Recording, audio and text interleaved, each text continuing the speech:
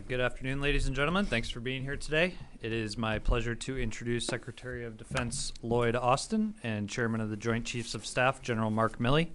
The Secretary and Chairman will deliver opening remarks and then have time to take a few questions. Please note I will moderate those questions and call on journalists. Given our tight schedule, I'd ask that you please limit your follow-ups to give your colleagues a chance to ask their questions, and appreciate your assistance with that. So with that, I will turn it over to Secretary Austin. Thanks, Chris, and good afternoon, everyone, and thanks for being here. We've just concluded our 14th meeting of the Ukraine Defense Contact Group, held virtually this time. And I'm especially grateful to Ukraine's Minister of Defense, Oleksiy Reznikov, for joining us again today and highlighting Ukraine's most urgent battlefield needs. I also want to thank General Milley for his leadership and his deep commitment to the self-defense of Ukraine. Now, today's meeting of the contact group comes at a critical time. We're following on the heels of a highly successful NATO summit in Vilnius last week, where many of our closest allies announced significant security packages for Ukraine's defense. And Ukraine is continuing its critical counteroffensive to regain its sovereign territory. Now we're seeing Ukraine make progress, and Russia's losses continue to mount. The Ukrainian people have shown outstanding courage as they fight for their country. As we saw again today, this contact group stands united behind them. Today, we recommitted to supporting Ukraine during its crucial counteroffensive and for the long haul. And this is no time to slow down. The United States and our allies and partners have moved mountains to provide Ukraine with critical air defense systems, munitions, and more. And so coming out of today's meeting, I'm grateful to all of our allies and partners for their commitment and their clarity of purpose. I've asked our friends to continue to dig deep into their military stocks, because we're going to do what it takes to support Ukraine's sovereign right to live free today and for the future. Now, during today's meeting, we talked about Ukraine's ongoing requirements, including, as I've said, its urgent need for ammunition. We also discussed plans to ramp up production at both the national level and the multinational level through the European Union's important initiative to produce more ammunition. We heard from the co-leads of the F-16 training coalition, Denmark and the Netherlands. They continue to make progress on a cohesive training plan and to help some very eager Ukrainian pilots learn to fly fourth-generation aircraft. I'd like to thank Minister Poulsen and Minister Alongren for their leadership. And such initiatives clearly show that members of this contact group continue to meet Ukraine's near-term needs, while also working to get Ukraine what it needs for the long term. In other words, we're going to continue to walk and chew gum at the same time. For example, Sweden and France have both signed bilateral agreements with Ukraine for defense procurements and more. And that's going to help Ukraine get even more advanced systems, and it will foster deeper cooperation going forward. And both of these agreements demonstrate our long-term focus on building up Ukraine's enduring strength. These commitments underscore how badly Putin miscalculated when he invaded Ukraine last year. 3 of his blunders are especially clear today. First, Putin thought that he could take Kyiv in days and force a new government of Russian puppets on the Ukrainian people. But Ukraine chose to fight back. The Ukrainian armed forces have defended their country with courage and skill. Second, the Kremlin bet that the world would just live with its cruel assault on Ukraine. But Russia's aggression and atrocities have shocked the world, including even Moscow's long-term partners. And that brings me to Putin's final miscalculation. He thought that Ukraine's friends would waver or flee, Instead, nations of goodwill from around the world have stood up for Ukraine's sovereign right to defend itself. And by joining together, we have achieved something extraordinary. And today, this contact group stands as united and firm as ever. So make no mistake, we are determined to support Ukraine's fight for freedom for as long as it takes. And with that, let me turn it over to General Milley. Thanks, Secretary. I appreciate that. And good afternoon, everyone, and thanks for being here. I want to start by thanking Secretary Austin for his unwavering commitment and leadership to the Ukrainian Defense Contact Group in support of Ukraine in their time of need. This is our 14th meeting, and month after month, Secretary Austin keeps the direction of this 50-nation-plus strong coalition focused on the strategic objectives. And I also want to express my deep appreciation to the various ministers and chiefs of defense who participated today, whose unfaltering support to Ukraine has been a beacon of solidarity since Russia began its vicious war of choice. For more than 500 days, Russia has continued their illegal war, while Ukrainians have stood strong in the face of Russia's unprovoked attacks and are an inspiration to all free nations. Russia's war of choice, Russia's war of aggression, is a frontal assault on the rules-based international order that has prevented great power war for the last 8 consecutive decades. It is not only an illegal war of aggression, it's also an unnecessary war against a country that presented no military threat to Russia. An unnecessary, unjust, illegal war of aggression for more than 500 days. And yet, the Ukrainian people have demonstrated their extraordinary determination to remain free, a freedom they have known for the last 30 years. They fight with grit and tenacity, exhibiting a profound spirit of resistance and resilience. As Ukraine continues its counteroffensive, we are reminded that real war is not war on paper. Real war is unpredictable. It's filled with fear and fog and friction. Real war is brutal. The crucible of combat has enormous costs in terms of killed, wounded, displaced persons, and refugees. And yet, despite the enormous costs, the Ukrainians are advancing steadily and deliberately, braving brutal and bloody battles to reclaim their homeland. As we publicly said weeks ago, this offensive will be slow, it'll be difficult, and it'll come at a high cost. This battle continues as the Ukrainians fight through dense minefields and obstacles, while a robust Ukrainian reserve force lies in wait to be committed at the optimal time and place of Ukrainian choosing. The Ukrainian Contact Group's assistance to Ukraine goes beyond mere words or symbolic gestures. We are committed to helping them where it matters most. Collectively, the coalition has trained 17 brigade combat teams for this offensive and more than 63,000 troops. And the United States alone has trained 15,000 of those, with more training ongoing. Training has included individual non-commissioned officers and staff training, along with artillery, air defense artillery, engineers, logistics, medical, and of course, putting it all together in combined arms maneuver at night. This training has developed tangible skills that have helped create capable Ukrainian leaders and units that are having a measurable impact on the battlefield today. The United States additionally recently announced an additional security package of up to $800 million.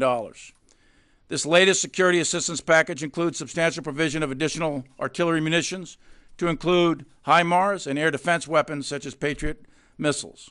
It also includes a broad range of artillery systems and munitions, anti-armor munitions, precision aerial munitions, demolitions, and various other supplies that are necessary to keep Ukraine in the fight. In combination, this training and equipment enables Ukraine to have the capacity and the capability to defend itself. U.S. security assistance to Ukraine now totals over $40 billion, which sends a very clear message. As President Biden, Secretary Austin, and the various heads of all the nation states in support of Ukraine at Vilnius stated, we stand firm in our ironclad commitment to provide practical support to Ukraine as it continues to defend its independence, sovereignty, territorial integrity within its internationally recognized borders. The Vilnius Summit communique said, quote, we reaffirm our unwavering solidarity with the government and the people of Ukraine in their heroic defense of their nation, their land, and our shared values. As President Biden said, quote, our commitment to Ukraine will not weaken. We will stand for liberty and freedom today, tomorrow, and for as long as it takes." End quote. Ukraine's fight is not merely a battle against an aggressive invader. It is a fight for the principles that bind us as a free world: sovereignty, self-determination, and the rule of law versus the rule of force. Today's gathering of the Ukraine Defense Contact Group underlines our global commitment. Thank you, and I look forward to your questions. All right, thank you both. We'll go to questions now. The first will go to Lita Baldor with Associated Press. Thank you. Mr. Secretary, good afternoon. As you both know, a U.S. soldier crossed the border into North Korea today after having been released from South Korea prison.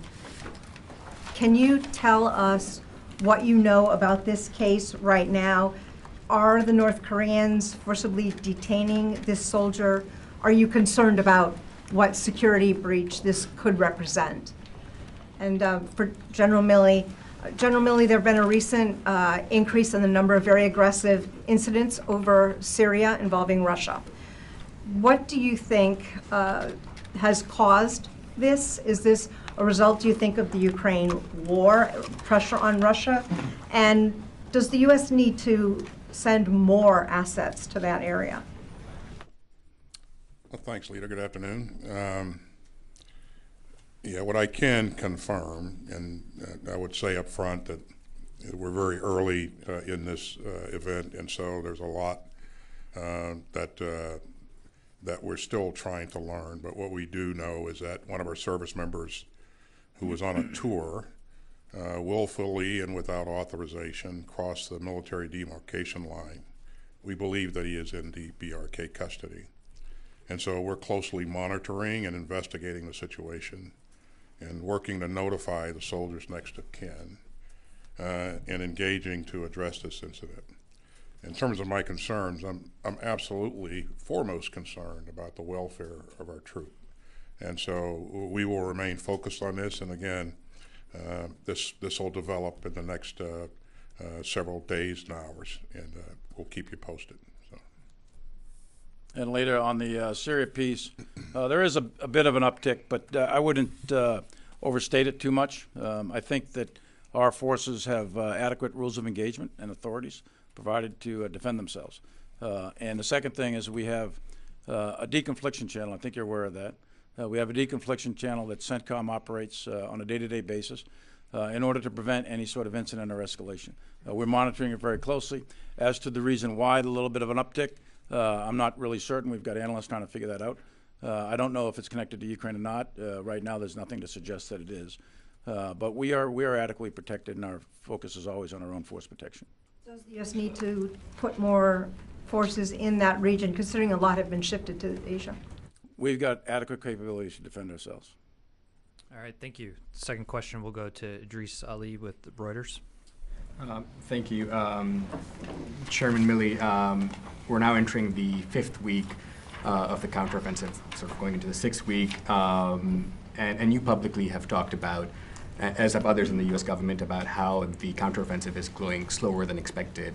I appreciate the realities of the front lines, the mines, and the situation there, but has the counteroffensive stalled, and how is this not a failure so far? And Secretary Austin, you talked about the alliance and the contact group being together, but publicly there seems to be a bit of fraying. Defense Minister Wallace last week said that he had told his Ukrainian counterparts that, quote unquote, we are not Amazon, and that they should show some appreciation.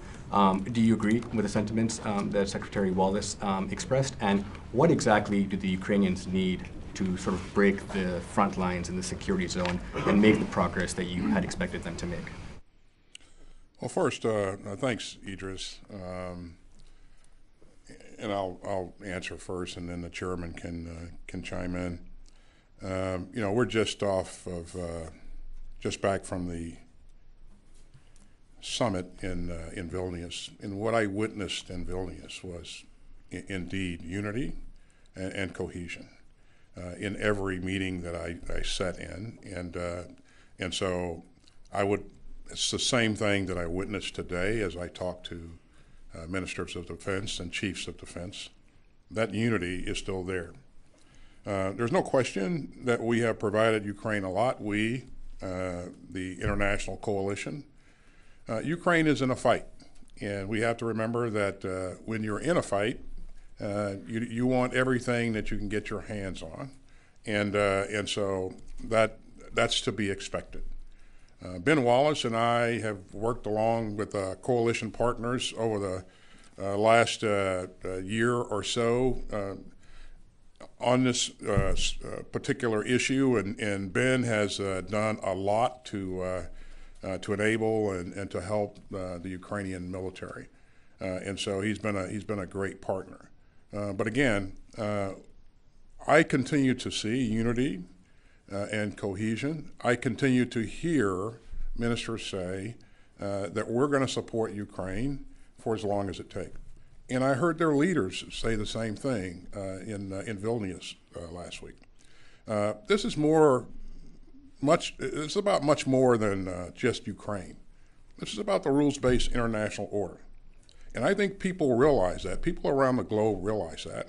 And, it's about the ability of a country to protect its sovereign territory. And so there is an interest across the globe, around the globe, to ensure that Ukraine can be successful in defending its sovereign territory. So I would say a couple of things. First of all, the Russians have had several months to put in a very complex defense in depth, a linear defense in depth. It's not quite connected trench lines like World War I, but it's not dissimilar from that either. Lots of complex minefields, dragon's teeth, barbed wire, trenches, etc. They've got a very extensive security zone in depth, and then they've got at least 2, perhaps even 3 main defensive belts. So they've had a long time to prepare that. Now, they suffered a lot of casualties, the Russians did, to date. So they've also done that mobilization, from months ago. So the troops that are manning those Russian lines are poorly trained, poorly equipped. Their sustainment logistics is not high. The morale is low. And now recently, because of the Prigozhin mutiny, the command and control apparatus at the strategic level is certainly confusing at best and probably challenging in many, many other ways. At the operational and tactical level, they've had significant casualties among their officer corps.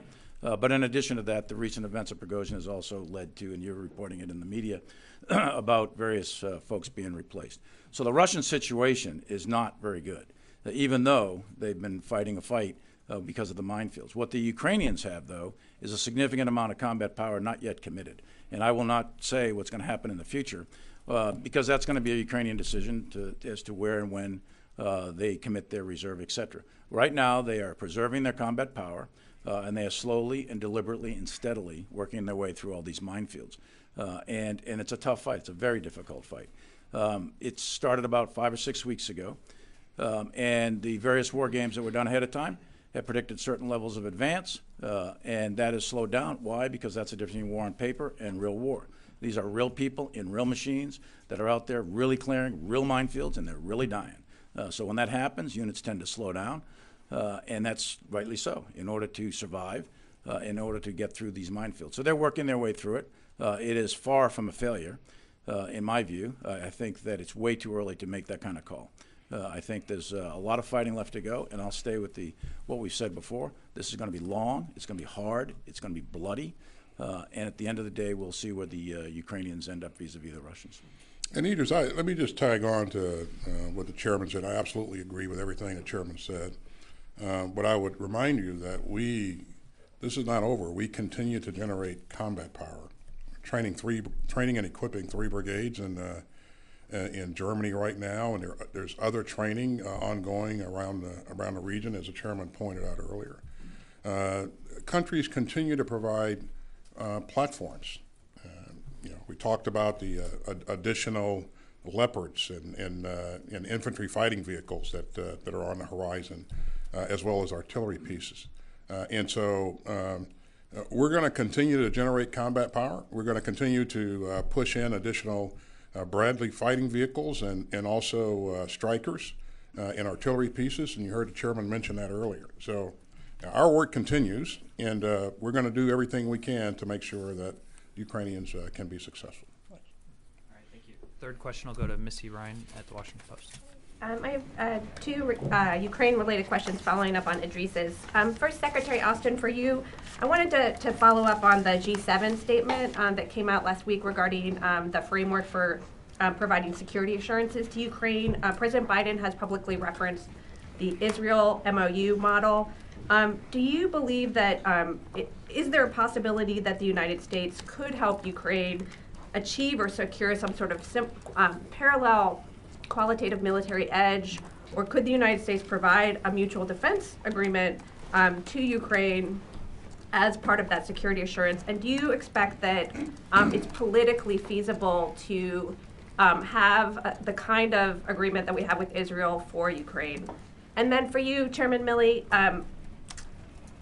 Ukrainian military leaders have said how grateful they are for U.S. support, but at the same time, the various leaders, including General Zaluzhny, who you talk to regularly, have said that they don't think it's reasonable for the United States to be, for Ukraine, to be conducting this kind of major offensive, and especially do combined arms maneuvers without the ability to have greater air power and provide air support to the troops. And they say, NATO would never dream of asking its forces to do that, even given the Russian air defense system that's there. What is your response to that? And can you help us sort of walk us through your thinking about why Ukraine is able and should be able to conduct this offensive without the greater air power that some of the Ukrainian leaders are asking for? Thank you. Thanks, Missy. I counted about 12 questions, but we'll do our best to get to. First, on the agreement with Ukraine, we can expect, and you saw evidence of this with the G7 announcement at the end of the Vilnius summit, we can expect that countries will execute bilateral agreements with Ukraine going forward, and certainly we will as well. And that's a work in progress. But I would tell you, our part of that, the chairman and I are focused on not only making sure that Ukraine has what it needs to be successful today, but we also have to make sure that they have a capability to defend themselves in the future and to deter aggression in the future. So while we're doing what's necessary to make sure that they can be successful today, we're also going to have to work with allies and partners to build a future force, and so that's a hard work that's got to happen. And right now we're kind of at that point where we're doing both simultaneously. So you see that in some cases we've invested in some things that because they have to be produced, they won't materialize until a couple of months down the road, or in some cases a year down the road. But those kinds of things help provide the capability that Ukraine is going to need in the future. So the core of any agreement will be their ability to defend themselves and deter aggression. They've got to have the combat power to do that, and that's what we're focused on. And then around that, the bilateral agreement will certainly be formed. And this is going to have to be work that nations take on together, not one nation alone. And so I look forward to working with my colleagues and working with state and other foreign ministers to develop the way ahead for Ukraine. So Missy, I offered two things. One is, what's the military problem to solve here with the air power? And it's control of the airspace. And you can do that two ways. You can do that air to air, or you can do that from the ground to the air. In terms of the most effective and efficient and cost-effective way to do that right now for the Ukrainians is from ground to air, through air defense systems. And that's what they've been provided from the beginning of this war till now. And that's important because what you want to do is protect those assault forces from Russian close air support and or attack helicopter support. And they've got air defense systems, the Ukrainians do, that can do that. The casualties that the Ukrainians are suffering on this offensive are not so much from Russian air power, they're from minefields. Minefields that are covered with direct fire from anti-tank hunter killer teams, that sort of thing. So it's minefields. So the problem to solve is minefields, not the air piece right this minute. And that's what the coalition is trying to provide them, additional mine clearing, MICLICs, line charges, Bangalores, that sort of thing, in order to continue to work their way through the minefields. So I'm confident that they can do this, and especially if they execute the tactics, techniques, and procedures that they've been taught, which they are doing, and execute these operations at night, which would deny the Russians the ability to use any of their air power anyway. So the real problem is the minefields. It's not right now the air power. Now, having said that, just do a quick math drill here. 10 F-16s are $2 billion. So the Russians have hundreds of fourth and fifth generation airframes. So if they're going to try to match the Russians 1-for-1 or even 2-to-1, you're talking about a large number of aircraft. That's going to take years to train the pilots, years to do the maintenance and sustainment, years to generate that degree of financial support to do that. You're talking way more billions of dollars than has already been generated. So the key thing is to focus on air defense, focus on the blocking and tackling sort of offensive combined arms maneuver, which is artillery, at both long-range and short-range artillery, and then get in your engineers and your mine-breaching equipment. That's the kind of stuff they need. That's what they want. That's what they're asking for. When I talk to Zaluzny, that's what he's asking for. So, Final question will go to Jennifer Griffin with Fox News.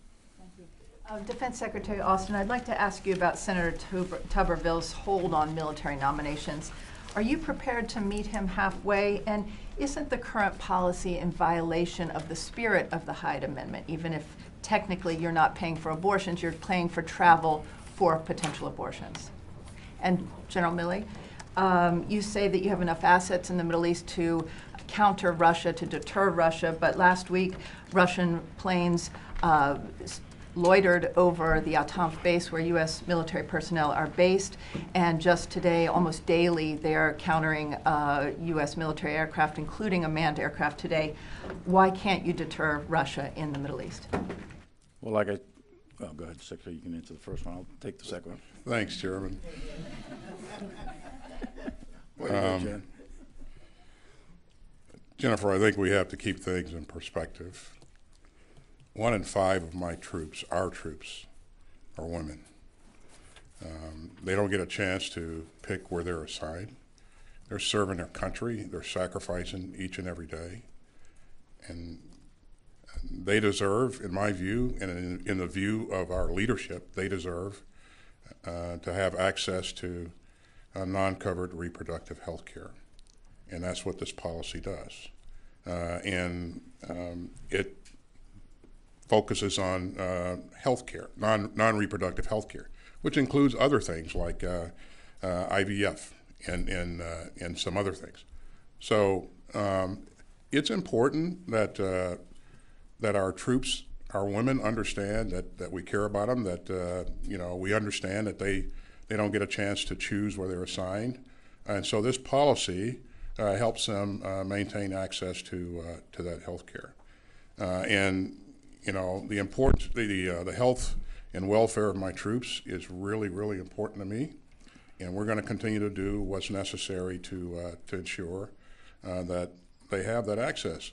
And I know Senator Tuberville has said that it's illegal. It's not illegal, and we've made that point a number of times. We point to the fact that there's an opinion that's posted on the DOJ's public-facing website that really details this issue. And so this is a readiness issue. The fact that Senator Tuberville maintains this hold on the promotions of our senior officers, it cascades, it creates friction throughout the entire chain. It disadvantages families. You've heard us talk about the impact of that, and so I would ask Senator Tuberville to lift his hold.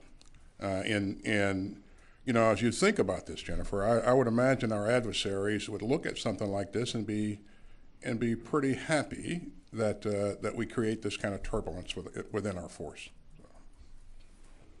So, Jennifer, as I said before, we have rules of engagement. Our pilots are extraordinarily well trained. They're empowered. The chains of command are empowered. The Secretary has granted the authorities necessary for them to defend themselves. If at any point in time any of our troops sense that there's a hostile act, a hostile intent, they will protect themselves. So that's point one. Secondly, if there's unsafe or unprofessional acts, that's a different issue. We try to work that out through the deconfliction channel that's done at the tactical level so that we don't have an inadvertent air-to-air accident or incident. But I am quite confident that General Kurilla and all the forces in CENTCOM know how to protect themselves and will protect themselves. But it doesn't seem to be stopping the Russians.